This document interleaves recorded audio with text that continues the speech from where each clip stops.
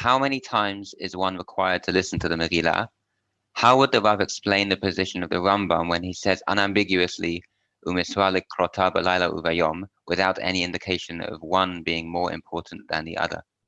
There is no question that the original takana was to read the Megillah once during the day. No question about that. That's what the Mishnah states. The Mishnah states, Kol hayom kasher likriyat ha-Megillah, all day, but doesn't talk about the night.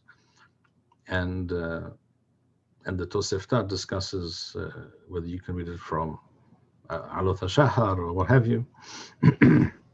So it's clear that the Miswah originally was to read it at night. There was no reading of the Megillah originally. The original Miswah was to read it during the day. There was no Miswah to read the Megillah at night. In general, I want to state as a rule of thumb, there was almost nothing, certainly nothing of a communal nature that Hazal were muthaken to be done at night, for the simple reason that night was a time when it was dark, sometimes it was dangerous, they didn't have street lighting as a rule, there were other dangers and problems. At night is a time to be at home with one's family, with one's wife, with one's children, or to study Torah with one's colleagues, with one's havrutha, b'nei havura, whatever the case may be. It's not a time to organize public communal events. So it's no surprise there was no such takana to read the Megillah at night originally. However, we find in the Talmud Yerushalmi, we find a more original version of the minhag of reading at night, where it states that those who know how to read the Megillah by themselves, because not everyone knows how to read the Megillah, so all people went to the Beth Knesset in the morning to hear the Megillah read. Those who knew and those who didn't know, they all went to hear it read in the morning. In the evening, those who knew how to read at home would read for themselves and their families at home. That's what it states. Haragil would read by himself. Haragil means he who knows how to read from the Tanakh by himself. The word ragil is used in many contexts, referring to a person who knows the pesukim, he knows how to pronounce the words, he knows the niqud, he knows the ta'amim, and therefore he can recite those pesukim without help, either by heart or read it from the text without niqud. That's the ragil, a person who's used to the pesukim, who's familiar with the pesukim. In the Talmud Bavli, we find that statement, a revised version of that statement, which is indicative of something of a process that we find in many, with regards to many halachot, that originally, once upon a time, going back a very long time, things were one way, and over time, certain things were modified or changed in some way. In the Talmud Bavli, that same statement appears differently, and it says that a person is required to hear the Megillah both at night and during the day. And that has, for a very, very long time, probably for at least 1700 or 1800 years, that has been the standard practice. So we should all hear the Megillah both night and day.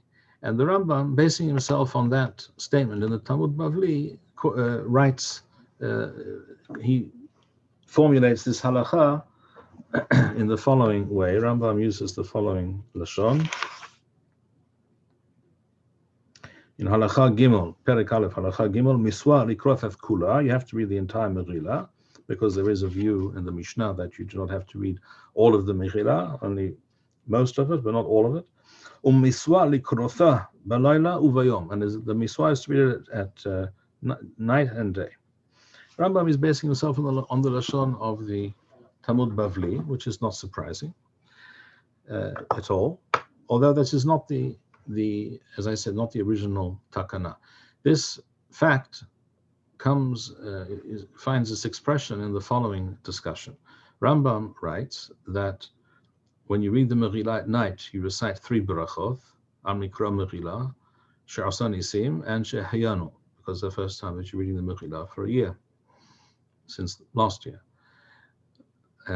But not in the morning, because you already read it at night, so it's not brand new. Rabbeinu Tam disagrees. Rabbeinu Tam said, no, you should recite She'hayanu in the morning as well. Why? Because the Ikar of the Miswa is the reading of the Megillah during the day, not at night. At night was really a Tosefet. It was an additional Miswa, but it's not the Ikar of the Miswa. The Ikar is reading the Megillah during the day, so you should recite Shehayanu again in the morning. And frankly, I must admit that Rabbeinu Tam's position makes a lot of sense to me. If it were up to me, and it's not up to me, in other words, I'm not about to, who am I to express an opinion when Rambam and Rabbeinu Tam are discussing something like this and I don't agree. I'm not going to suggest that someone listens to me now, but I'm telling you what would have occurred to me if it was put to me and Rabbeinu Tam and Rambam had never discussed this issue. I would have said that you should read the Megillah at night without a bracha. No bracha bichlal, not mikra Megillah and not Shehayanu, because it's a tosefet. And the ikar of the miswa in the morning is when you make the bracha. And then the whole question of whether you recite Shehayanu once or twice, night and morning, or just morning, or just night, or whatever, wouldn't be an issue. But mi'ani or ma'ani. So I didn't say anything. You didn't hear what I just said.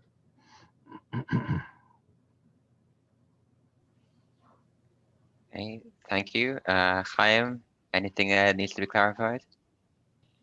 Wait, so just for the Shehayanu, practically, what was the Rav's recommendation?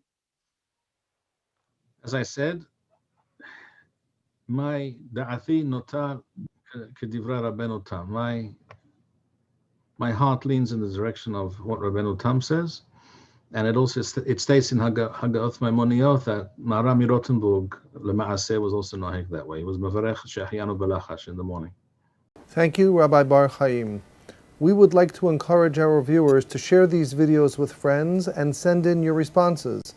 We would also like to suggest the following opportunity to our viewers.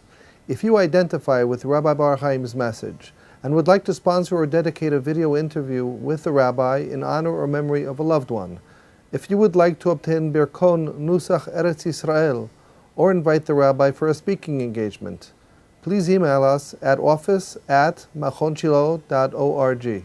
If you are inspired by Rabbi Bar-Hayim's message and would like to get involved in Torah Eretz Yisrael activities in your local area, please fill out the relevant form by going to the link which appears on the screen.